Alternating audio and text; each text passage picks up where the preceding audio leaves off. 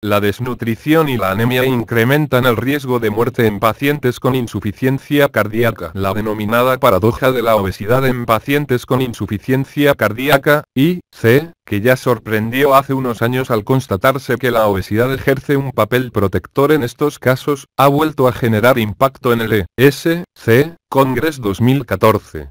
Más allá del índice de masa corporal, IMC, que ha sido el parámetro clave hasta el momento, un estudio prospectivo de 2 años de seguimiento liderado por el Hospital Germán Stries y Pujol de Badalona apunta al estado nutricional de los pacientes ambulatorios con IC, y más concretamente a la desnutrición, como factor pronóstico de mayor relevancia.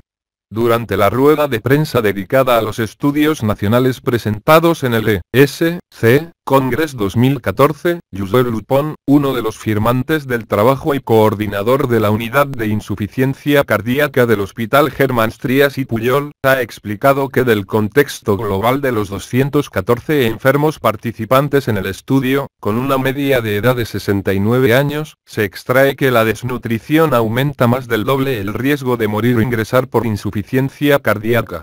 Y estos datos se obtienen tras ajustar el análisis multivariante, que incluye edad, género, presencia de diabetes y situación funcional.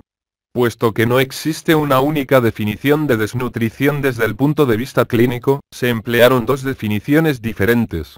Por un lado, la que contempla la albúmina, el recuento total de linfocitos, el pliegue cutáneo tricipital y escapular y la circunferencia muscular del brazo. En este caso, tener dos o más de esos factores por debajo de la cifra normal es síntoma de desnutrición. Por otro lado, la que incluye las mediciones de los dos citados pliegues cutáneos y la albúmina. Aquí, un nivel alterado es suficiente.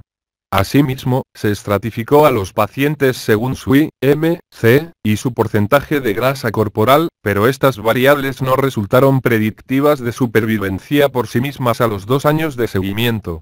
Uno de los aspectos más destacables de este estudio es que pone en relieve un concepto no asumido en la actualidad, el hecho de que existen pacientes con sobrepeso e incluso obesos desnutridos. Aunque la mayoría de desnutriciones se dan entre los de bajo peso, si se atiende a la segunda definición, que es la más sensible, todos los pacientes de bajo peso según el IMC, están desnutridos, y un porcentaje no despreciable de los de normopeso también, enfatiza Lupon. En concreto, de los pacientes considerados de bajo peso por su índice de masa corporal, el 60% estaba desnutrido según la primera definición, y la totalidad de ellos atendiendo a la segunda.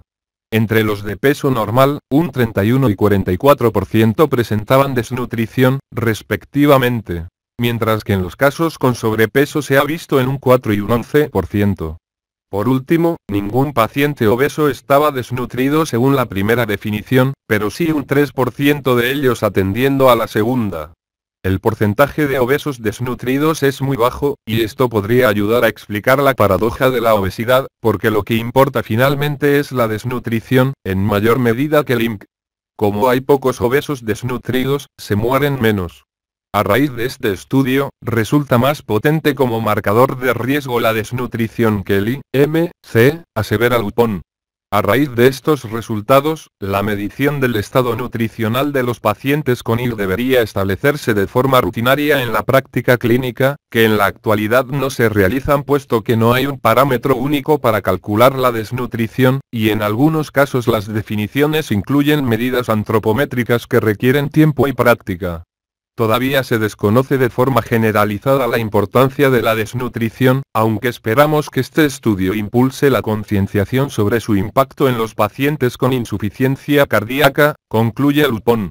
Anemia y mortalidad en línea con los marcadores de mal pronóstico a largo plazo. Un segundo estudio 2 también realizado por el Hospital Germán Stries y Pujol de Barcelona supone un cambio de percepción sobre el impacto de la anemia transitoria, aquella que se soluciona a los 6 meses, en los pacientes con IC. Si bien un estudio previo con una muestra de casi 1.400 pacientes apuntaba a que este tipo de anemia no ejercía ningún daño a largo plazo, el trabajo catalán, con 1.174 pacientes, concluye que sí se eleva la probabilidad de muerte hasta un 40%, en comparación con los casos sin anemia.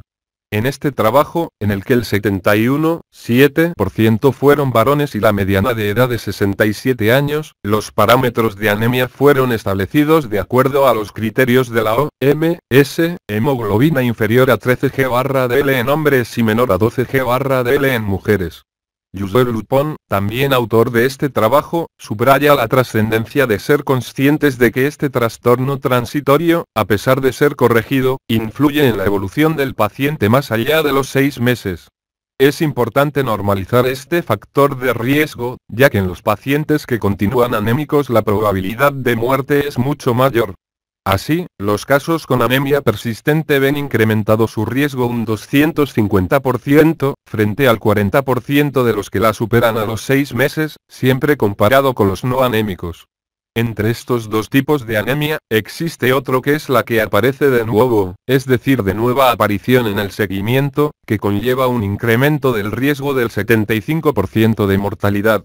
En cuanto al impacto de estos datos en la práctica clínica, Lupon considera que los resultados de este estudio no supondrán un gran cambio en el manejo actual de la anemia en estos pacientes, pero sí servirán para ahondar en el conocimiento del riesgo en los enfermos con insuficiencia cardíaca, ya que existen pocos datos sobre la influencia de los niveles evolutivos de hemoglobina en la supervivencia a largo plazo.